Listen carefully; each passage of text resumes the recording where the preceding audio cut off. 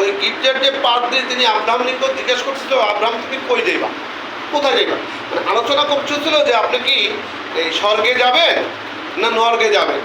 আপনি একজন হিউম্যান হিসাবে আপনার কী লক্ষ্য, আপনার কী কর্মকাণ্ড? কারণ আপনার কর্মই আপনাকে কোথায় নিয়ে যাবে? আপনার গন্তব্যে নিয়ে যাবে। আপনি ভালো কর্ম করলে আপনার গন্তব্য হবে কোথায়? স্বর্গে। আর যদি খারাপ কর্ম করেন আপনার গন্তব্য হবে কোথায়? নরকে। তাহলে আপনি কোথায় যাবেন? প্রশ্নটা ছিল এরকম। এর মধ্যে আব্রাহামকে জিজ্ঞেস করতেছিল যে আপনি দাঁড়ান, বলেন তো আপনি কোথায় যাবেন? তো আব্রাহাম লিঙ্কন বলেছিল আমি যাব হোয়াইট হাউসে। কোথায়? মানে বেসতেও যাইবো না, দোজকেও যাইবো না, যাইবো কই? White house. সেটা বুঝতে পারছেন? হোয়াইট হাউস মানে কি? আমেরিকার প্রেসিডেন্টের বাসভবন, অফিস, সব কিছুই কি হোয়াইট হাউস। হ্যাঁ, যেমন আমাদের বাংলাদেশের প্রেসিডেন্টের বাসভবন, অফিস হলো কই? বঙ্গভবন। আমেরিকার প্রেসিডেন্টের হোয়াইট হাউস। তাহলে এখন সবাই সকলকে ধর্মীয় শিক্ষা দেওয়া হচ্ছে, দোজকে যাবেন না, বেসতে যাবেন। আর ওরে জিজ্ঞেস করতেছে তুমি কই যাইবা? বলছে কই যাইব? White house. হোয়াইট হাউস যাবে। এবং আব্রাহাম লিঙ্কনের জীবনে যদি পড়েন, তার জীবনে ফেল আর ফেল আর ফেল আর ফেল আর ফেল আর ফেল ফেল, সে প্রচুর ফেল করছে। এবং এমনই একজন ব্যক্তি যিনি মেম্বারই ফেল করছে, ওয়ার্ডের কি মেম্বারই ফেল করছে, ইউনিয়নের চেয়ারম্যানই ফেল করছে, উপজেলার চেয়ারম্যানই ফেল করছে, এমপি পদের কি করছে? ফেল করছে। ফাইনালি উনি কি করে নাই? ওনার স্বপ্ন থেকে সরে যায় নাই।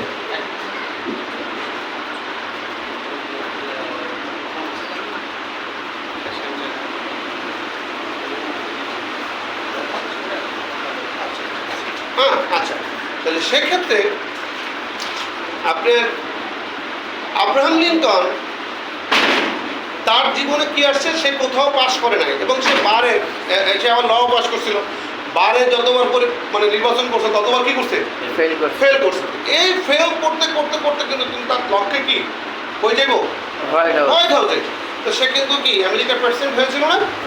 এবং শুধু প্রেসিডেন্ট না, সে হচ্ছে আমেরিকার পূর্বের এবং বর্তমান পর্যন্ত আমার মনে কেমন পর্যন্ত যত প্রেসিডেন্ট আসবে তার চেয়ে তার মধ্যে সবচেয়ে সাকসেসফুল এবং সবচেয়ে প্রশংসনীয় প্রেসিডেন্টের নাম কি? আব্রাহাম লিঙ্কন, যিনি আমেরিকাকে চেঞ্জ করে দিয়ে গেছেন। আমার কথা বুঝতে পারছেন? তো এরকম করে পৃথিবীর আপনি যত সব সাকসেসফুল মানুষের আপনি লাইফ হিস্ট্রি শুনবেন, তাদের অবস্থাটা দেখবেন কি কিছুটা এরকমই, কিছুটা কি এরকমই। হ্যাঁ, তো এরকম আপনাকে আমি এখন 100 কি করতে পারি? বাংলাদেশের 100 মানুষের গল্প কি শোনাতে পারি, যাদের জীবনে কি ছিল? কিছুই ছিল না, এখন কি আসছে। সর্বশেষ বলি, আপনাদের এখানে আশেপাশেই বা মুন্সিগঞ্জের অনেক সাকসেসফুল একটা পার্সন, তার ছোট ভাই 93-তে আমাকে দর্পণা সিনেমার সামনে শশা বিক্রি করছে। কি বিক্রি করছে? শশা। এখন তারা পৃথিবীর মধ্যে দ্বিতীয় আর এশিয়ার মধ্যে প্রথম ফ্যাক্টরি মালিক, সবচেয়ে বৃহত্তর ফ্যাক্টরি কি মালিক, বাংলাদেশের অন্যতম একজন ধনী তালিকায়। তাহলে 93 কি অনেক দূর? অনেক দূর না। তাহলে মূল বিষয় হচ্ছে স্বপ্ন। মূল বিষয় কি? স্বপ্ন। আপনি যদি স্বপ্ন দেখতে পারেন আপনাকে নিয়ে, তাহলে আপনি যে কোনো অবস্থানে পৌঁছতে পারবেন। শুধু আপনার কি থাকতে হবে? স্বপ্ন থাকতে হবে। এখন স্বপ্ন দেখবো কেন? কার জন্য? First sale. কারণ আমি কে? আমি মানুষ। কোন মানুষ?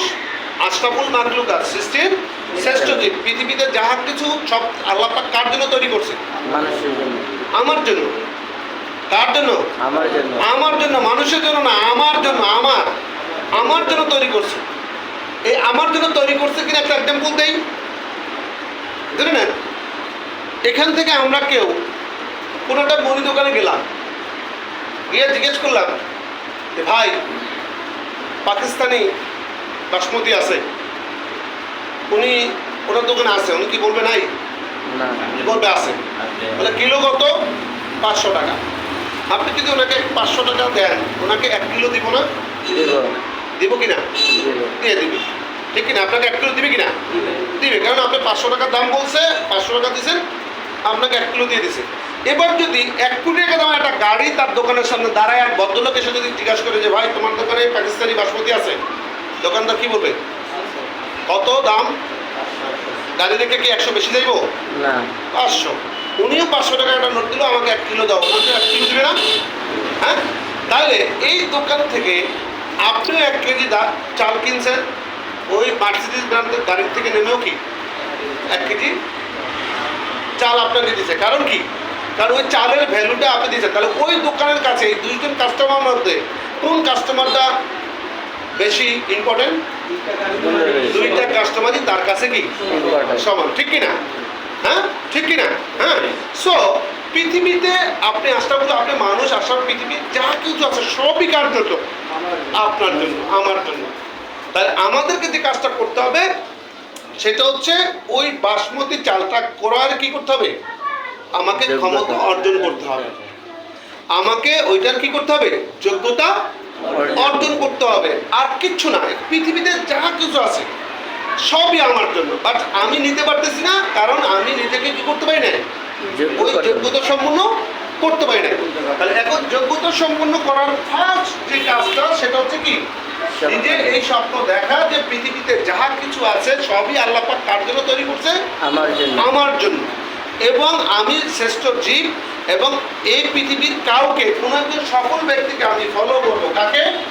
একজন স্বপ্নদ্রষ্টা বা স্বপ্ন পূরণ হয়েছে সফল লোক নাকি? হ্যাঁ, এই পূরণ হয়েছে এরকম একটা লোককে আমি কি করব? আমার আইডল হিসাবে সবসময় আমার চোখের সামনে, আমার নখদর্পণে রাখবো। কারণ সেও কোথায় ছিল? এক সময় আমার মতো ছিল। যেমন ছোট্ট একটা এক্সাম্পল দিয়েই ফেলি, আকিজ গ্রুপের মালিক। আকিজ গ্রুপের এক্সাম্পল এই জন্য দেই, বাংলাদেশের সবচেয়ে ভালো কোম্পানির নাম হচ্ছে আকিজ গ্রুপ আমার দৃষ্টিতে। কারণ তারা জন্মের থেকে এই পর্যন্ত বাংলাদেশের কোনো ব্যাংক থেকে 1 টাকাও লোন নেয়নি। কিনে নেয়? লোন নেয় নাই, মানে সে ঋণ খেলাপি কোথাও দূরের কথা, সে লোনই কি নেয় নেয়। কথা বুঝতে পারছেন? তো এই জন্য ভালো বলি, আকিজ গ্রুপের যারা মালিক বর্তমানে তাদের 7টা গ্রুপ অফ কোম্পানির মালিক তারা। একটা সময় গভর্নমেন্ট তাদেরকে বলছিল তাদের গ্রুপের নামে আর কোনো ল্যান্ড নেওয়া যাবে না। তখন তারা পলিসি করলো প্রত্যেকটা ভাই আলাদা আলাদা নিজের নামে কি গ্রুপ অফ কোম্পানি তৈরি করলো। তাহলে ওই গ্রুপের নামে তো নেওয়া যাবে, এই গ্রুপের নামে নেওয়া যাবে না, মানে বাবার নামে নেওয়া যাবে না, কিন্তু নিজেদের নামে কি নেওয়া যাবে। তখন তারা আরো জমি কেনা শুরু করলো ওই পলিসি। তো এখন এই আকিজ গ্রুপের যে মূল যে ভদ্রলোক, যে ফাউন্ডার ছিল, সে ছিল একজন ফেরিওয়ালা। কি ছিল? ফেরিওয়ালা। সে রাস্তায় বসে ফেরি করে কি বিক্রি করতো? কমলা বিক্রি করতো। কি কমলা বিক্রি করতো, ঠিক কিনা? হ্যাঁ, এখনো করে। আমরা কিনি না রাস্তার পাশ দিয়া? হ্যাঁ, ঝুড়ির থেকে কি আমরা কমলা কিনি কিনা? তো উনি ছিল এরকম একজন কমলা বিক্রেতা। উনি কি শখ করে তখন কমলা বিক্রি করতেন? সে হাজার হাজার কোটি টাকার মালিক ছিল, আর শখ করে উনি এই কাজে গেছে, বিষয়টা এরকম না। বিষয়টা এরকম না, জেনুইনলি কি ছিল? ওইরকম একটা জায়গায় ছিল। আমরা এখানে যে কয়জন আছি বলেন তো, আমরা কি তার চেয়ে ভালো অবস্থানে আছি না খারাপ অবস্থানে আছি? প্রত্যেকের অবস্থান থেকে বলেন যে ওই যে আকিজ গ্রুপের যিনি মালিক, সে যে অবস্থানে ছিল, আমরা এখানে কেউ কি তার চেয়ে খারাপ অবস্থানে আছি? হ্যাঁ, নাই। একটু আগে এশিয়ার মধ্যে সর্ববৃহৎ রড মিল এর যে মালিকদের ছোট ভাই 93-তে হলের সামনে বসে শশা খিরাই ছুলে বিক্রি করতো 1 টাকা পিস, একটু লবণ মারিয়ে দিত 4-5 পিস করে। হ্যাঁ, তো সেই যেখান থেকে কাজটা শুরু করছে, তাদের কর্মজীবনটা যেখান থেকে শুরু হয়েছে, সেই তুলনায় আমরা এখানে যারা আছে কেউ কি তাদের তুলনায় খারাপ অবস্থা আছি? হ্যাঁ, না। হ্যাঁ, আপনাদের বাংলাদেশে একটা পপুলার কোম্পানির নাম আজাদ প্রোডাক্টস। বিশেষ করে আমাদের জেনারেশনের কাছে এটা খুব পপুলার, আবার এর আগের জেনারেশন। কারণ আমরা তো আসলে আগে ইচ্ছা নইলে ভিউ কার্ড দিতাম, খালি এক একজনের কি করতাম, ঈদে ভিউ কার্ড দিতাম। এখন তো ভিউ কার্ডও দেয় না, সিটিও দেয় না, এখন হলো কি মেসেজ দেয়। হ্যাঁ, তো এই আজাদ রহমান আজাদ প্রোডাক্টস, এদের বাড়ি হলো বরিশালে। এই ভদ্রলোক ঢাকায় এসে প্রথম যে কাজটা উনি শুরু করে ফাইনালি, সেটা হচ্ছে হকারি। কি হকারি করতো সে? এই যে ইন্ডিয়ান বাংলাদেশ নায়ক নায়িকাদের